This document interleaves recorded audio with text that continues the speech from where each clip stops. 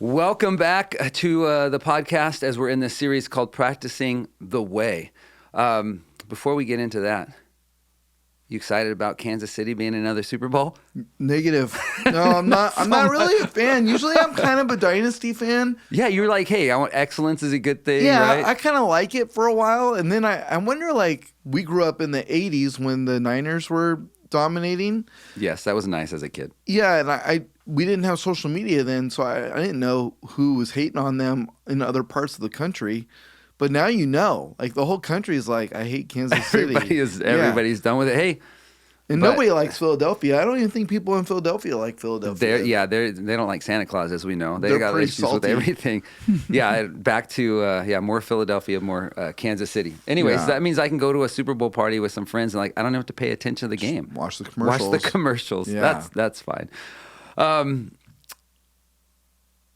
guess I wasn't gonna draw this parallel, but you talk about a sport like football and excellence, and to be successful, I mean, there is practice, there is work, there's discipline, and a lot of what we're talking about in this series, around the practices, or even this last couple of weeks about being aware of our habits, environment, all that has to go back. Okay, well, what then in the knowledge of that, what disciplines are we setting? What habits will we have, or rhythms that either allow us to be transformed to be more like Jesus and move us in that direction, or cause us to be conformed to something else? And again, in that awareness, we actually have some choice on the direction we go, and able to look down the road and ask the question, who are we becoming? And so, who in your life have you seen that maybe has been really great at having some disciplines, right? Not in a religious way, but I have just watched people in my life and listened to speakers and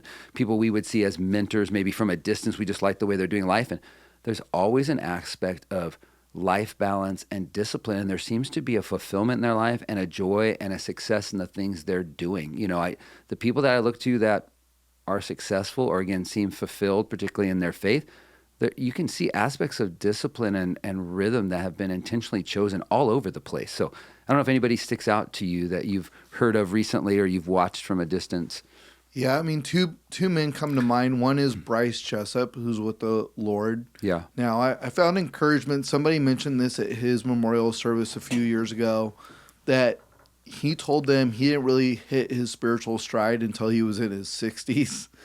And I thought that was encouraging to me, because you think someone like that has lived decades with the Lord, maybe You just assume they're on it. Yeah, they were always on it, and to have him say, yeah, I really started figuring it out later on in life. And I think it's because we have different space at that time, right? So our kids are grown, we're settled in our career potentially, or coming to the end of a career. So maybe you have some different rhythms. Before you speak to the second one, Yeah. I'm thinking about Bryce saying that about his 60s. One, I think that comes from the fruit of all the years he was probably doing some of those habits, but then experienced a new depth and space.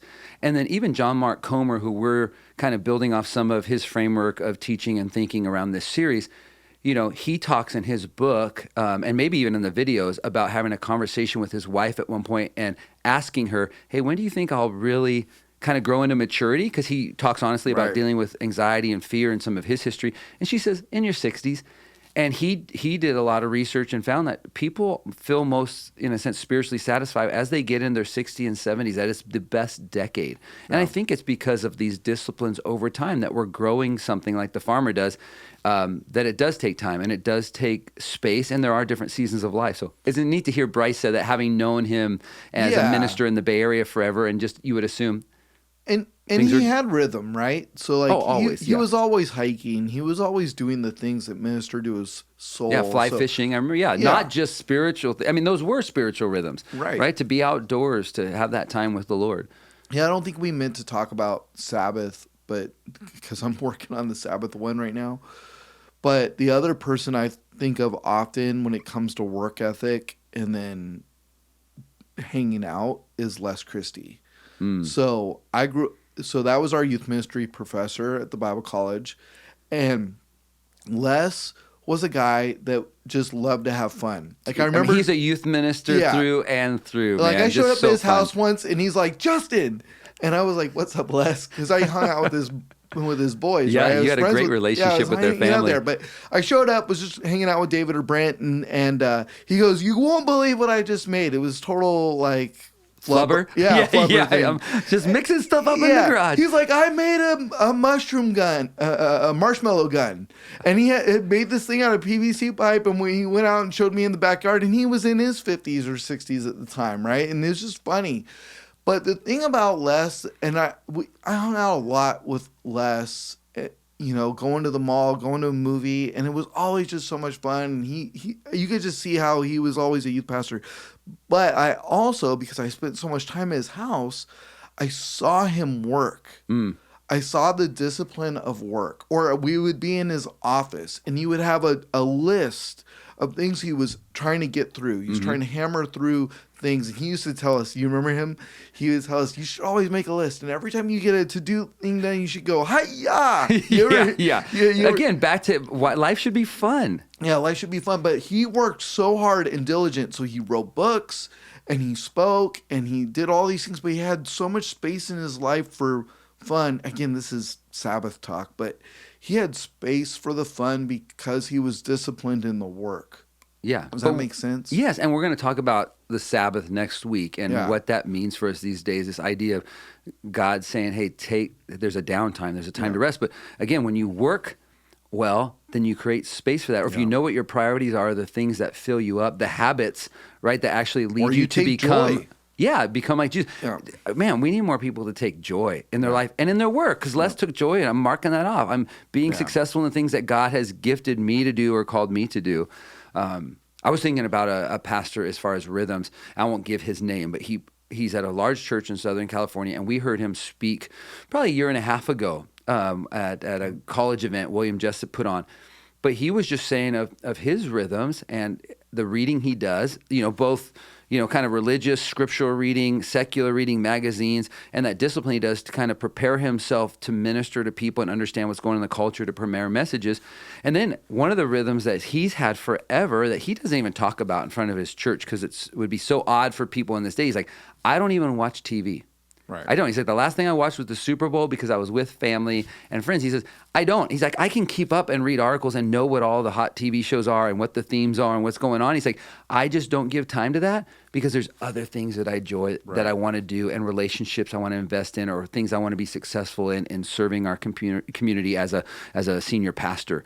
But people choose their rhythms, right? And because your rhythms determine, again, who you become. So I hope our people are really taking these 2 weeks to evaluate that, to slow down and say, what is actually shaping me?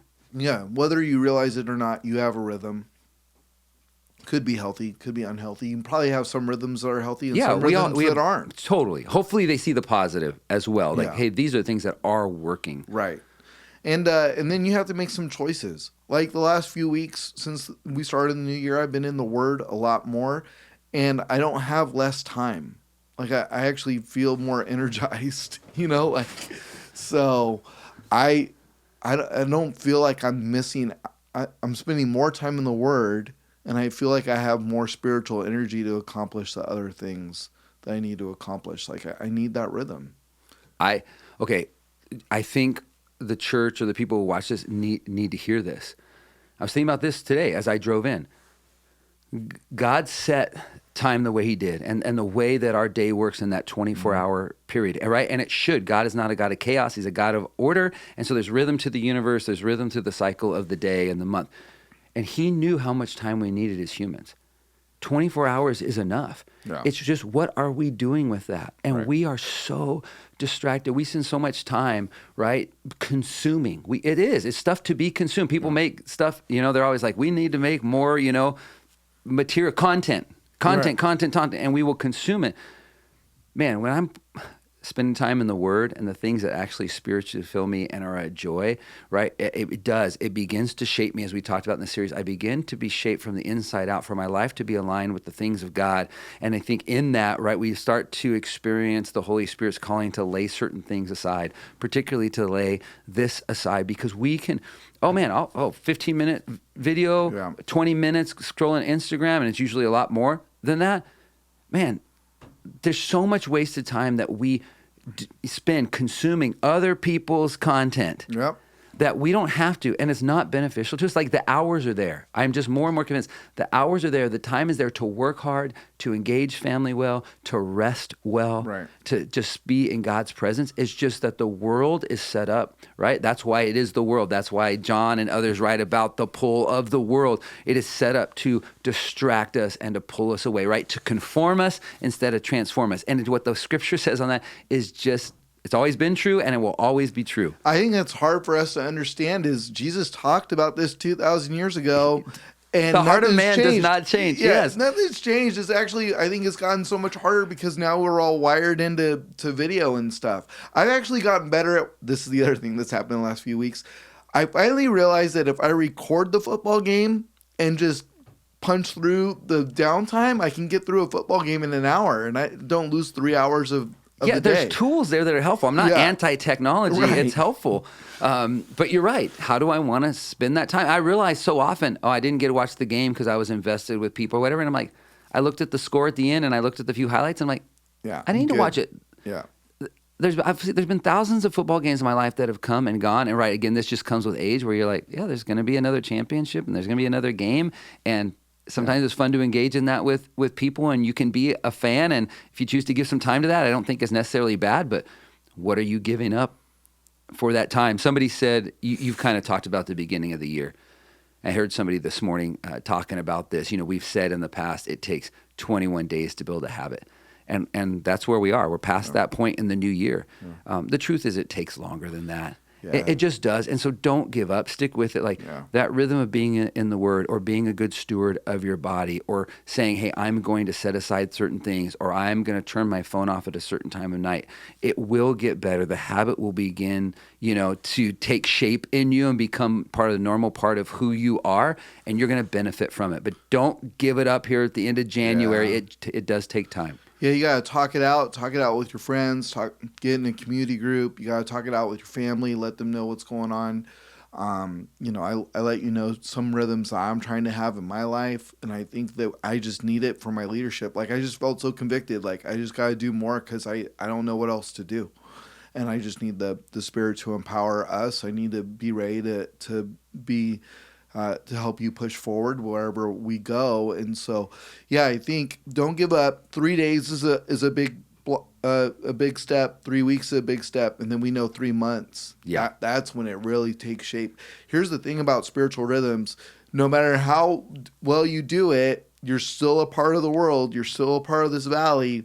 So you're living a lot of time out there. And so the enemy's not going to give up knocking on our door and looking at our schedule and trying to fill up our calendar. So that doesn't really go away. You're still part of this environment. One of the things we've talked about the last 2 weeks, and this coming week, as Justin said, we're going to talk about, continue to talk about practices, ways that we can create space to be engaged with Jesus, not more busyness, right? But what do we give our time to that actually benefits us? And we're going to talk about the idea of Sabbath, and we see that both in the Old Testament and New Testament scriptures talked about. What does it mean that God has designed us to actually have moments of real rest? And again, in the busyness, the fullness of this life, a lot of us don't like to rest, or we feel like we're falling behind. So we're going to talk about all that on Sunday. We look forward to seeing you. Thursday night service has been so much fun. If you haven't gone, you should check it out. 6:30 at the Morgan Hill campus. Sunday, 9 o'clock at Foxworthy, and then Morgan Hill is 8:45, 10, and 11:20. Man, it's just been, God's been good to us here at the beginning of the year, and we're hearing some amazing stories of what's happening in people's life. See you soon.